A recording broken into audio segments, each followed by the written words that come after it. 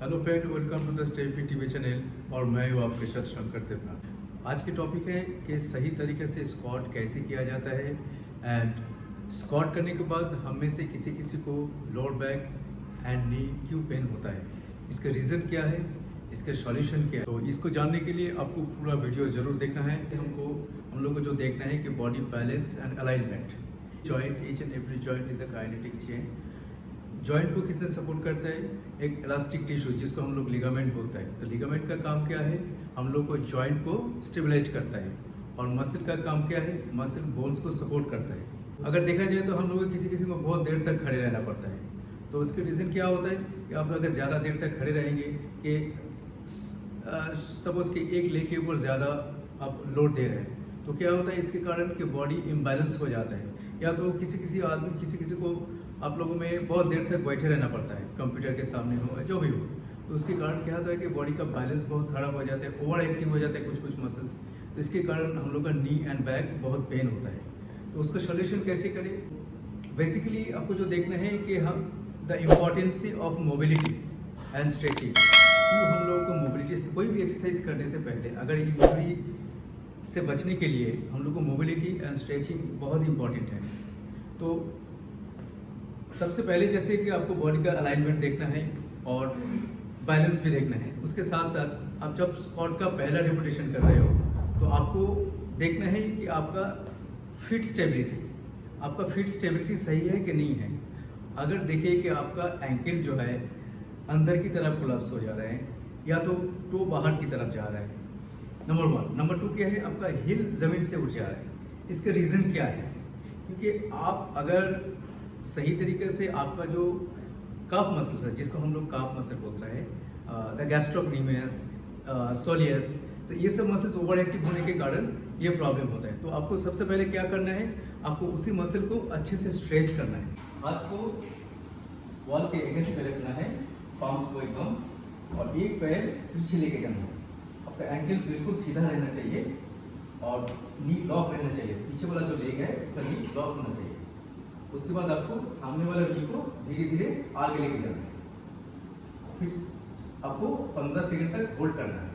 1 2 3 4 5।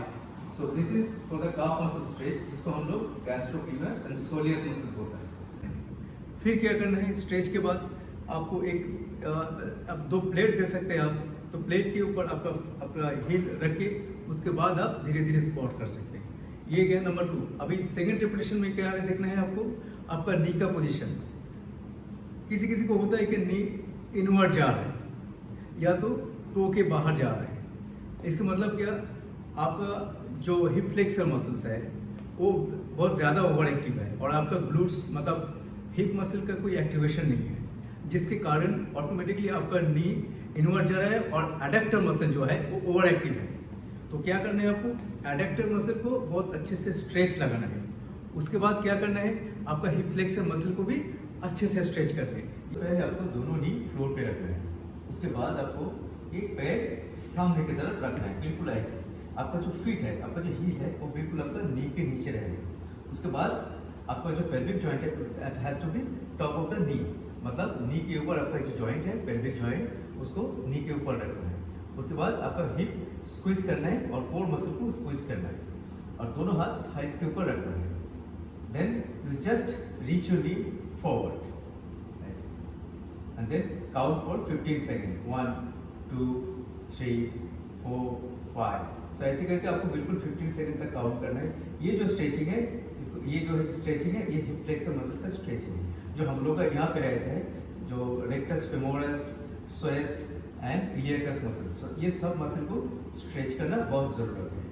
फिर आपको leg change करके दूसरा लेग आगे करना है और बिल्कुल उसी तरह आपको ये लेग भी आगे करना है और 15 सेकंड तक काउंट करना है। सो अब क्वार्टर फ्लो में जाइए ऐसे सीधा करके। फिर एक लेग को आपको ऐसे साइड में लेके जाना है। फिर स्पाइन स्ट्रेट रख के धीरे धीरे हिप को पीछे की तरफ लेके जाना है। So this is for the inner thigh stretch. So ऐसे करके आपको बिल्कुल 15 सेकंड तक होल्ड करना है। टेंसर फेस से रखें तो उसका स्ट्रेच कैसे करना है? बिल्कुल आपको सेम तरीके से लंजेस पोजीशन में बैठना है, ऐसे नी फ्लोर पे रख के और आपका स्पाइन बिल्कुल सीधा रहेगा। और ये जो हिप है, हिप आपको टाइट करके रखना है। फिर आपका जो लेग सामने की तरफ है, उसी हाथ को आपको साइड पे लेना है और दूसरा हाथ को ऊपर से लेकर तरफ करना है। फिर आपको धीरे धीरे साइड में ऐसे बेंड होना है। तो ये जो है आपका TFL स्ट्रेच, मतलब टेंसर फेशियल अटैक। तो ऐसे करके आपको बिल्कुल 15 सेकंड तक होल्ड करना है। फिर उसी तरह आपको लेग चेंज करना है। फिर दूसरा लेग को आगे लेना है, एकदम सीधा रख के, जैसे आपने पहले वाला लेग किए थे।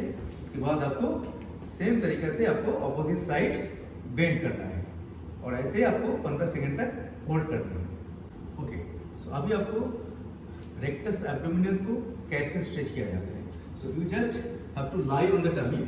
आपको टमी के ऊपर लेटना है ऐसे, और उसके बाद दोनों हाथ बिल्कुल आपका चेस्ट के साइड पे रहेगा और आपको धीरे धीरे अपर बॉडी को ऐसे अप करना है और try to touch your lower abs to the floor. ऐसे करके आपको 15 सेकंड तक होल्ड करना है। ये जो स्ट्रेचिंग है, ये आपका रेक्टस एब्डोमिनस का स्ट्रेच है और हिप फ्लेक्सर मसल का भी स्ट्रेच होता है। सो ऐसे करके बिल्कुल आपको 15 सेकंड तक होल्ड करना है। बेस्ट है आप एक टॉवल भी, आपका लोअर जो बैक है, इसके नीचे एक टॉवल रख सकते हैं। उसके बाद हाथ आप सीधा ऐसे करो, दोनों लेग चेयर पोजीशन में लेके जाओ, बिल्कुल ऐसे। उसके बाद एक लेग धीरे धीरे इसी पोजीशन में टो टच करके वापस आना है। फिर दूसरा लेग ऐसे लेके वापस आना है। तो ये आपको 15-15 ईच लेग करना है। ये जो एक्सरसाइज है, ये हिप मोबिलिटी एक्सरसाइज। नी अगर टो के बाहर जाएगा तो इसका मतलब क्या है, मेरा जो एंटीरियर क्रूशिएट लिगामेंट मतलब ACL जो होता है, उसका काम क्या है, उसका काम है कि हमको नी को स्टेबलाइज करे। अगर हम मेरा नी ओवर द टोज क्रॉस कर जाएगा तो उस लिगामेंट पे चोट लग सकता है। इसलिए कभी भी ओवर स्क्वाट नहीं करना चाहिए जब तक आपका पॉस्चर एंड मोबिलिटी सही नहीं रहेगा। थर्ड रेपिटेशन में आपको देखना है कि आपको सही पॉस्चर क्या है। तो सबसे पहले आपका जो फिट रहेगा, it has to be shoulder with apart, मतलब शोल्डर बिल्कुल शोल्डर लेवल के बराबर होना चाहिए। उसके बाद क्या करना है, आपको पहले 10-15 डिग्री जो है आपको हिप हिंच करना है। तो आपका जो लोड है वो पूरा आपको ग्लूटियस मसल्स के ऊपर रखना है। उसके बाद आपको धीरे धीरे स्क्वाट करना है कि लोड पूरा किसी को देखा जाए कि ग्लूट्स के जगह आपका क्वाड्रिसेप्स ज़्यादा डोमिनेंस कर रहे हैं। इसका मतलब है कि आपका ग्लूट्स एक्टिवेशन का बहुत इंपॉर्टेंट है। जब तक आप ग्लूट्स का एक्टिवेशन ठीक से नहीं करोगे तब तक आपका नी ऑटोमेटिकली सामने की तरफ जाएगा। तो इसका मतलब जब आपको बेसिकली क्या करना है, सबसे पहला 10-15 डिग्री जो है आपको हिप हिंच करना है।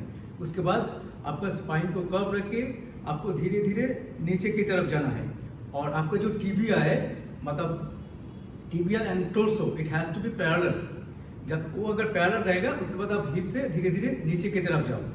फिर आपको हिप से धीरे धीरे लोड रख के फिर धीरे धीरे ऊपर आके आपको क्वाड्रिसेप्स से ऊपर उठाना है। तो तब आपका आप बैक थोड़ा सा आर्च रखो ताकि आपको कोई मतलब लंबर पे कोई चोट ना आ जाए। तो ऐसे करके धीरे धीरे आपको स्क्वाट लगाना है। उसके बाद आप जब वेटेड स्क्वाट कर रहे हो तो वेट स्क्वाट में क्या होता है बेसिकली कि हम स्क्वाट कर रहे हैं, करते वक्त मेरा स्पाइन राउंड हो जाता है, लंबा राउंड हो जाए। इसका मतलब क्या कि आपका वेट थोड़ा ज़्यादा है, तो आपको क्या करना है, थोड़ा वेट कम कर देना है। कम करके आपको लाइट वेट से वापस धीरे धीरे स्क्वाट लगाना है। This is the way guys to do the squat. और अगर वीडियो अच्छा लगे तो आप डेफिनेटली शेयर करेंगे और लाइक एंड सब्सक्राइब जरूर कर देंगे। फिर मिलते हैं।